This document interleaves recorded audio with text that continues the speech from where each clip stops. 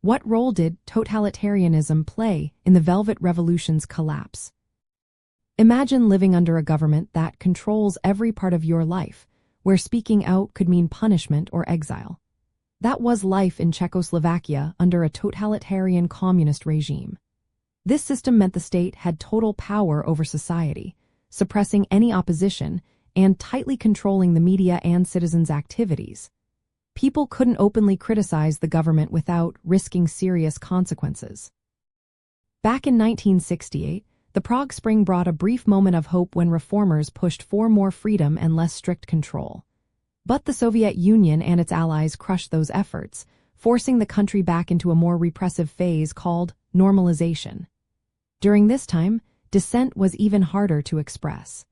The government used fear and surveillance to keep people quiet, but underground resistance grew.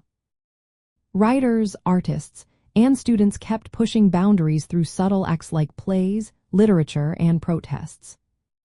One of the biggest acts of resistance was the formation of Charter 77 in 1977. This was a group that openly criticized the regime and fought for human rights, even though it was illegal. Over the years, these small acts of defiance built up and created a sense of hope for change. By 1989, the repression had reached a breaking point. People were tired of living under strict control, and protests started to grow. Students led peaceful demonstrations, and many citizens joined in, demanding freedom. The government responded with force at first, but the pressure kept building.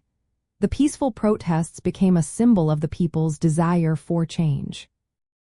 This movement was part of a larger wave across Eastern Europe, where communist governments were losing their grip. The totalitarian systems that had kept these countries in check for decades couldn't withstand the growing demand for democracy.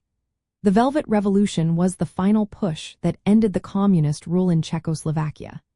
It showed how a government built on total control can eventually fall when people stand up for their rights and refuse to be silenced. So, the role of totalitarianism in the collapse was significant. It created the environment of repression that fueled resistance. Its inability to reform or adapt made it vulnerable to the peaceful uprising that ultimately led to the country's transition to democracy. The Velvet Revolution was a clear sign that even the strictest regimes can be challenged when people unite for change.